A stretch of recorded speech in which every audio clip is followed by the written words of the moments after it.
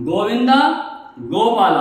Hello my dear friends, welcome back again Balaji Indian coders group. आप लोगों का बहुत बहुत स्वागत है और आप लोगों को बहुत बहुत वेलकम भी है कि आप यहाँ पे मुझको सुन रहे हैं और बहुत बहुत आपको धन्यवाद है इसका। सुन रहे हैं, आप मुझे देख रहे हैं और जो मैं सेशंस ले रहा हूँ, पढ़ा रहा हूँ, उसको समझने की कोशिश कर रहे हैं। और मैं उस दिन बहुत अच्छा फील करूंगा जिस दिन आप ये बोल देंगे कि मुझे पूरी तरीके से समझ में आ रहा है जो मैं पढ़ा रहा हूँ, जो मैं बता रहा हूँ। क्योंकि मैंने अपने एजुकेशन लाइफ में जो भी मैंने स्ट्रगल्स किए हैं, जो वो चीज़ समझने के लिए स्ट्रगल किया है, तो मैं ये चाहता हूँ कि आप लोगों को वो चीज़ें ईजिली मिल जाएं, तो आप उसको ईजिली समझ सकें। अब मैं आपको आज जो मैंने प्रीवियस सेशन में बताया था वो था आपका नेस्टेड इफ एल्स स्टेटमेंट। अब वो इफ स्टेटमेंट वाला पार्ट सारे खत्म हो चुके हैं। मैंने उसका प्रैक्टिकल्स भी, लैब प्रैक्टिस भी करवा दिए हैं, आप लोगों को दिखा दिए हैं। आज जो मेरा नेक्स्ट पार्ट है बताने का, वो है डिसीजन मेकिंग का सेकंड पॉइंट, वो है स्विच केस। स्विच केस क्या है मैं आपको बताता हूँ। सेकंड पॉइंट क्या है? Switch case. स्विच केस क्या चीज है? आपने ये जैसे स्विच बटन होते हैं ना कि एक तो ऑन होगा, ऑफ होगा, वैसे ये भी चलता है एक तरीके से। इसमें कंडीशंस जो है तो स्पेसिफाई किए जाते हैं। ये ड्रामेटिकली अच्छी तरीके से तेज चलता होता है as compare to the if का परफॉर्मेंस थोड़ा स्लो होता है as compare to the case, switch case का। क्योंकि इफ एल्स में हर स्टेटमेंट को बार बार जाके कंट्रोलर पड़ता है और उसमें हर कंडीशन को चेक करता है। इसमें क्या है कि एक जगह हम स्विच लगाते हैं और वो सारे के सारे केस एक साथ ही पड़ता है और वो केस में जो भी सेटिस्फाई करेगा उसी को आगे वो उसको आउटपुट दे देगा, जो भी उसका ऑपरेशन होगा वो कर देगा। अब मैं इसका थोड़ा सा आपको पहले फ्लो चार्ट में डिजाइन दिखाता हूँ कैसा होता है इसका। तो जैसे मान लो कि हमारे पास एक पहले आप एक इसका वो ले लीजिए सिंटेक्स। सिंटेक्स आपका है स्विच कंडीशन एक्सप्रेशन की एक्सप्रेशन। यहाँ पे आपका ये स्टार्ट हुआ, ये आपका आ गया केस। यहाँ पे आपका आ गया condition.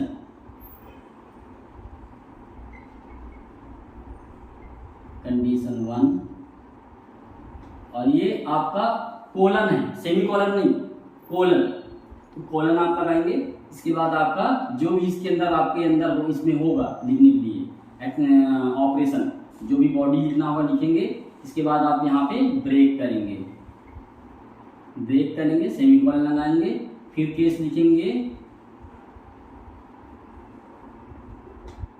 Condition 2 semi colon colon. उसके बाद आपका जो भी है इसमें आप इसका लिखेंगे, फिर ब्रेक लिखेंगे। ये ब्रेक कर रहा है मतलब उस कंडीशन को वहां पे खत्म करके ब्रेक कर देता है। अभी आपको बताऊंगा। इसी तरीके से आपका फिर एक होता है डिफॉल्ट का आपको जो भी लिखना होगा लिखेंगे और फिर ब्रेक करेंगे और ये आपका खत्म हो जाएगा। ये इस तरह सिंटैक्स है। क्या होता है सिंटैक्स में कि आपका पहले यहाँ पे कंट्रोल आता है, जो आपका कंपाइलर है। कंपाइलर यहाँ पे आकर के पहले इसको एक्सप्रेशंस को देखता है। जो एक्सप्रेशन है जो भी आपका वैल्यू होगा उस वैल्यू को ले लेगा, जो भी आप इनपुट कर रहे हो जो भी वैल्यू होगा। उसके बाद यहाँ पे कंडीशन को चेक करेगा कि अगर वो चीज ये वही चीज है तो इसमें इसको ले लेगा। अगर ये चीज इससे मैच करता है, ये वाली चीज है, तो इसको ले लेगा। या फिर नहीं मिलता है तो डिफॉल्ट, मतलब ये भी इफ है, ये एल्स इफ है और ये एल्स पार्ट है। ये डिफॉल्ट जो है तो एक तरीके से क्या है, एल्स पार्ट है। ये एक एल्स है, एल्स है ये पार्ट। तो यहाँ पे आपका स्विच में कंडीशन का वैल्यू जो है यहाँ डाला हुआ है और वो एक साथ ही सबको एक ही ब्लॉक के जो इतना लिखा हुआ है ब्लॉक के अंदर, वो सब केस को एक साथ पढ़ता है, एक साथ कंटिन्यूसली एक साथ पढ़ेगा वो। और जो भी सेटिस्फाइड होगा कि अगर ये सेटिस्फाइड है तो इसके अंदर का पढ़ेगा, बाहर निकल जाएगा। अगर ये सेटिस्फाइड नहीं है, ये सेटिस्फाइड है तो इसको पढ़ेगा, ऑपरेशन करेगा और बाहर निकल जाएगा। अगर ये भी नहीं है तो डिफॉल्ट को पढ़ेगा और बाहर निकल जाएगा। इस तरीके से ये इसका स्विच केस का क्या है आपका सिंटैक्स है। अब इसका मैं एग्जांपल बताऊंगा। इसके एग्जांपल बेसिकली वो आम वाले एग्जांपल से नहीं मैच करेगा, इसलिए हमें थोड़ा सा दूसरा एग्जांपल लेना पड़ेगा। जैसा कि अगर आप ये माने कि हमारे पास अल्फाबेट में कितने वोवेल होते हैं और कितने कॉन्स्टेंट, तो सपोज दैट हमारे पास कितने वोवेल होते हैं अल्फाबेट में, हमारे पास 5 होते हैं, A-E-I-O-U 5 होते हैं, ठीक है। तो अगर हम कोई इनपुट कर रहे हैं और वो हमें कंडीशन देना है कि जो इनपुट है वो वोवेल है या कांस्टेंट है, तो उसके लिए हम इफ एल्स से भी बना सकते हैं, लेकिन उसमें टाइमिंग ज़्यादा लगेगा बनाने में भी और रीड करने में भी कंपाइलर को, क्योंकि मल्टीपल इफ एल्स लिखने पड़ेंगे। इसमें स्विच केस में क्या है कि ये परफॉर्मेंस वाइज फास्ट होता है। हमारे पास इनपुट आया, अगर ए लिखा है तो सारे केस में देख लिया कि ए मिल रहा है कि नहीं मिल रहा है, अगर है तो उसको आउटपुट दे देगा, उसको ऑपरेशन कर देगा, आउटपुट कर देगा। अगर हमारा ए मतलब नहीं मिलता है तो अगर हमने जेड किया हुआ तो नहीं मिलेगा और वो कांस्टेंट बता देगा। इस तरीके से इसका एक मतलब आपको लॉजिक बताऊंगा, इसका मैं प्रैक्टिकल भी करके दिखाऊंगा। अभी आप देखिए इसमें कि इसका फ्लो चार्ट कैसे बनता है। तो यहाँ पे कैसे होता है, ये आया यहाँ पे, ये एंट्री पॉइंट है, एंट्री है, ये यहाँ पे हमने क्या किया, एक्चुअली ये बहुत पास में हो गया है, थोड़ा सा मुझे यहाँ से बनाना है। ये एक एक्सप्रेशन हो गया, एक्सप्रेशन यहाँ से इसके सारे केस निकल रहे हैं।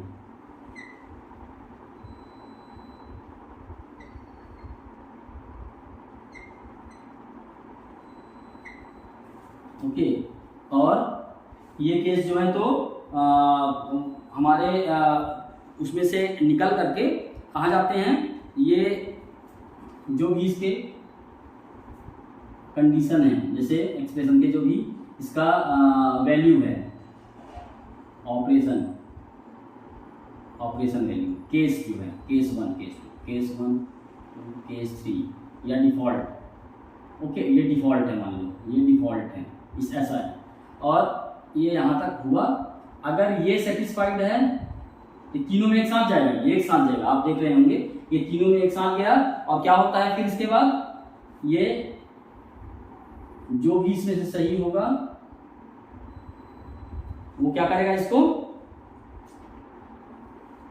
आउट कर देगा, इससे बाहर कर देगा, यहां से बाहर ले जाएगा। तो अगर जो भी केस इसका सही है वो इसको क्या करेगा, बाहर ले जाएगा करके। अगर ये सही है तो इसको रीड कर लेगा, नहीं तो ये सही हो तो इसको करेगा, नहीं तो इसको करेगा। पर इन्हीं में से करेगा, एक साथ ही करेगा, कहीं अलग अलग नहीं जाएगा वो। और ये फास्ट होता है क्योंकि ये एक साथ कर रहा है, ये सारा का सारा टेस्टिंग जो है, जो चेक कर रहा है, एक साथ कर रहा है, अलग अलग नहीं कर रहा। बारी बारी आपने इफ एल्स में देखा होगा, पहले वहां गया, फिर उसमें नहीं मिला तो उसमें गया, फिर उसमें नहीं मिला तो उसमें गया।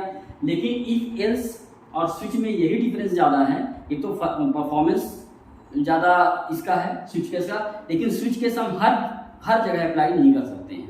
हमें जहाँ इफ एल्स की ज़रूरत होती है तो इफ एल्स करना चाहिए, जहाँ पे हमें स्विच केस की ज़रूरत होती है वहाँ पे स्विच केस करेंगे। लेकिन आप ये समझिए, अब हमें ज़रूरत कहाँ पे होती है स्विच केस की, कहाँ पे इफ एल्स की।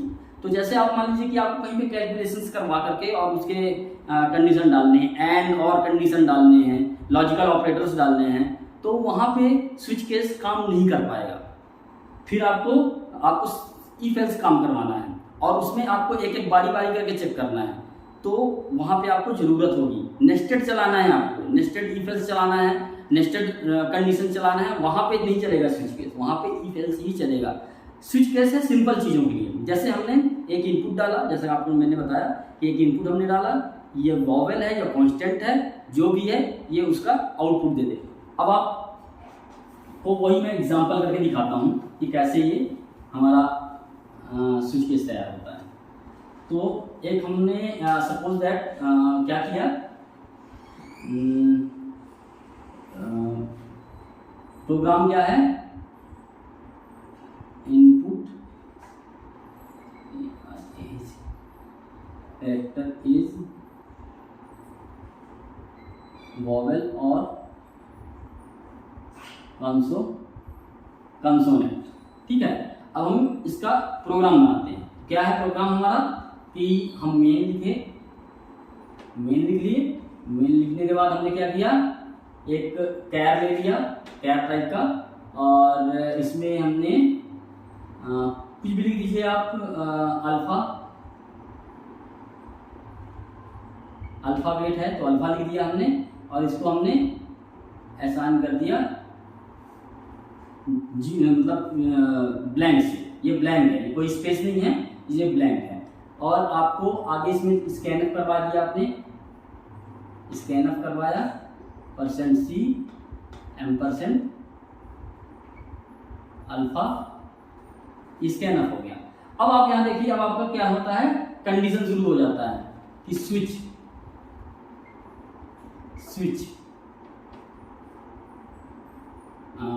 आपने यहाँ पे डाला PHA alpha, switch alpha. Alpha जो हम इनपुट कर रहे हैं, स्विच किया हमने, क्या किया, केस क्या है, A अगर डाल रहे हैं तो प्रिंटफ क्या कर देगा, प्रिंटफ वॉवेल। ठीक है, और ब्रेक कर देगा, क्या करेगा, ब्रेक कर देगा। अगर केस B है तो क्या करेगा, वॉवेल करेगा, नहीं तो ब्रेक करेगा। फिर अगर केस B नहीं, sorry, actually EI vowel, AEI, sorry ये प्रिंट करना है,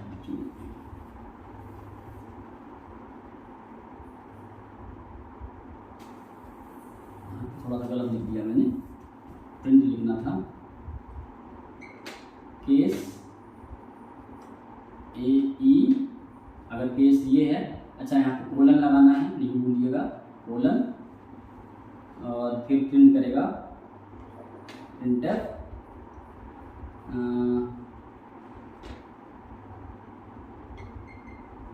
वॉवेल,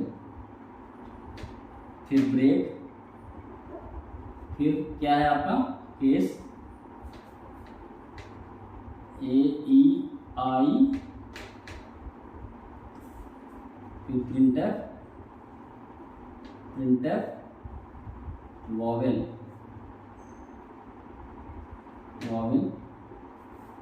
फिर ब्रेक, फिर केस, ये एक साथ हम लिख रहे हैं ना, AEIO के लिए भी वही, और प्रिंटर वॉवेल, फिर ब्रेक, फिर इसके बाद केस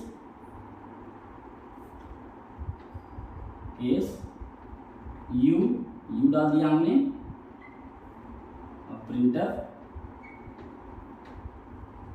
वॉवेल।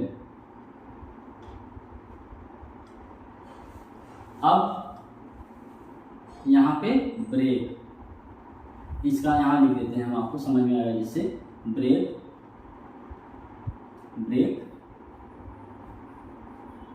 और ब्रेक करने के बाद डिफॉल्ट,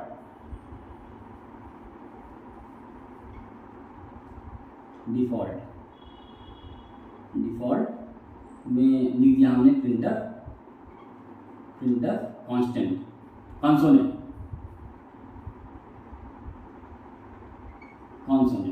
मतलब अगर AEIOU हैं तो वॉवेल दिखा देगा, नहीं तो कॉन्सोनेंट दिखाएगा, और ब्रेक हो जाएगा, और ये ब्लॉक खत्म हो जाएगा, और ये मेन का ब्लॉक खत्म हो जाएगा। ये स्विच का ब्लॉक हो गया, ये मेन का ब्लॉक हो गया, दोनों खत्म हो गए। अब आप देखिए यहाँ पे ये तो हमने कैपिटल के लिए लिख दिया, पर अगर हमें स्मॉल के लिए भी लिखना है तो इसको हमें दोबारा लिखना पड़ेगा पूरा पर, क्योंकि यहाँ पे लॉजिकल ऑपरेटर हम नहीं लगा सकते हैं। तो इसलिए आपको ये ध्यान में रखना पड़ेगा कि ये हम यहाँ पे लॉजिकल नहीं लगाएंगे, हम यहाँ पे रिपीट करेंगे।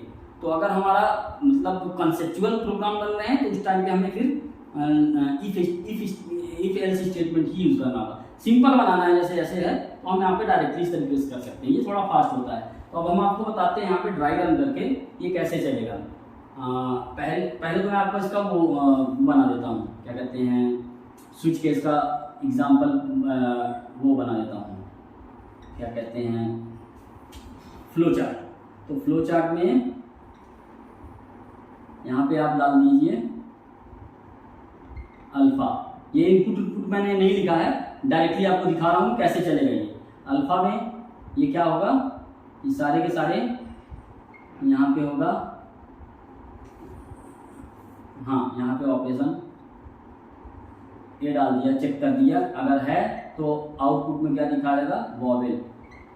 ऐसे ही सारे दिखाएंगे, ऐसे ही ऐसे कर करके, और लास्ट में स्टॉप हो जाएगा डिफॉल्ट। तो ये आपका हो गया फ्लो चार्ट। अब मैं इसका क्या बता रहा हूँ, ड्राई रन करके।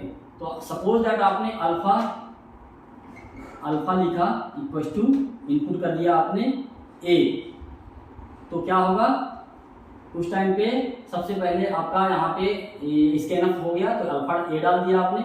उसके बाद ये कंट्रोल यहाँ पे आया, स्विच किया कि अल्फा इज इक्वल टू, अगर अल्फा इक्वल टू इसमें से चेक किया करेगा इस केस में एक साथ, तो किसमें ए इसको कैपिटल मिल रहा है वो इसमें मिल रहा है। यहाँ पे गया और इसको ये चेक किया और मिल गया और प्रिंट करके बाहर निकल गया, सीधा बाहर कहीं नहीं जाएगा। अगर मैंने यहाँ पे डाल दिया बी, तो वो देखेगा, इसको भी देख लिया, इसको भी देख लिया, इसको भी नहीं मिला, तो ये डिफॉल्ट में चला गया और इसको प्रिंट करके बाहर निकल गया कंसोल में। अगर मैंने यहाँ पे आई डाल दिया तो आई को देख करके यहाँ पे आएगा, यहाँ पे आया, चेक किया सभी में आई कहीं पे है, यहाँ पे इसको वॉवेल प्रिंट किया और बाहर निकल गया सीधा, मतलब उस ब्लॉक से बाहर निकल गया, स्विच से बाहर निकल गया। इस तरीके से ये सभी को, अगर मैंने स्मॉल ले लिया, अब हमने स्मॉल का तो कंडीशन लगाया नहीं है, तो वो भी जो है तो यहाँ बाहर निकल करके कांस्टेंट दिखने लगेगा। तो इसलिए हमें अगर स्मॉल भी करना है तो इसको हमें लिखना पड़ेगा यहाँ पे। तो आई होप आप लोगों को समझ में आ गया होगा। मैं इसका आपको इसका प्रैक्टिकल भी करके दिखाऊंगा, और ये कैसे चल रहा होता है ये मैं आपको उसमें डिबग करके पॉइंट बाय पॉइंट दिखाऊंगा, जिससे आप लोगों को ये समझ में आ सके कि हमने इसमें जो बनाया है वो कैसे चल रहा है। और मैं यही एग्जांपल आपको करके दिखाऊंगा जिससे आपको स्विच केस का पता चल जाए। कुछ एकाध जो है तो मैं आपको लाइव एग्जांपल बताऊंगा, जिसमें आपको ये थोड़ा अंडरस्टैंडिंग आएगा कि हमें यूज़ कैसे, इसको कहाँ करना चाहिए, क्योंकि हमारा कंडीशन तो इफ एल्स भी चेक करता है और कंडीशन हमारा स्विच केस भी करता है, लेकिन हमें इसको यूज़ कहाँ पे करना है ये बहुत मेन चीज़ है, किसको कहाँ पे यूज़ करना है, ये अंडरस्टैंडिंग आना बहुत ज़रूरी है। क्योंकि अगर आप इसको बाहरी तरीके से समझेंगे तो आपको ये पता चल जाएगा कि ये स्विच है, स्विच केस है, ये इफ एल्स है, चलो हम दोनों कंडीशन के लिए यूज़ होता है, जहाँ मन पड़ा वो वही लगा दिया हमने, ये गलत है। हमें ये भी देखना होता है कि जहाँ पे स्विच केस की ज़रूरत है वहाँ पे हम स्विच केस ही यूज़ करें। इससे क्या होता है कि हमारी परफॉर्मेंस, इसकी जो रनिंग परफॉर्मेंस है प्रोग्राम की वो बढ़ती है। अगर हमने जहाँ पे स्विच केस लगना है और वहाँ पे इफ एल्स लगा दिया तो वो परफॉर्मेंस डिक्रीज हो जाता है। वो तो होगा ही, क्योंकि ऑब्वियसली इफ एल्स स्लो है स्विच केस से, तो डिक्रीज होगा तो उसमें थोड़ा सा प्रॉब्लम होती है। अगर बड़े प्रोग्राम हैं तो, छोटे प्रोग्राम में कोई पता नहीं चलता, लेकिन बड़े प्रोग्राम में इनकी प्रॉब्लम्स दिखती हैं। तो इसलिए आपको ये अंडरस्टैंडिंग करना बहुत ज़रूरी है। और मैं आशा करता हूँ कि आपको ये समझ में आया होगा। जो कुछ नहीं समझ में आया होगा वो आपको नेक्स्ट वीडियो में इसके लैब टाइम में बता दूंगा, मैं समझा दूंगा। और अगर उसमें भी आपको समझ में नहीं आता है तो आप इसमें इसके वीडियो के कमेंट बॉक्स में जाकर के आप अपना कमेंट डाल दें, क्वेश्चंस करते हैं, उसका आंसर रिप्लाई करूंगा।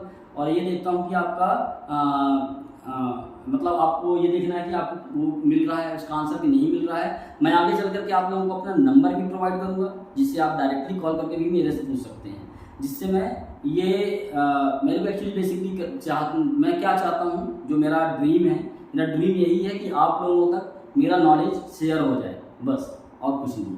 तो गाइस ये जो स्विच केस के साथ ही आज का सेशन खत्म करता हूँ। नेक्स्ट सेशन में आपको इसका लैब सेशन दिखाऊंगा और इसका जो है तो जो इसके पीछे की सारी वीडियोस हैं वो मैं इसके डिस्क्रिप्शन में लिंक में डाल दूंगा, तो आप लोग उसको भी फाइंड आउट कर सकते हैं। तो तब तक के लिए guys thank you very much, bye bye.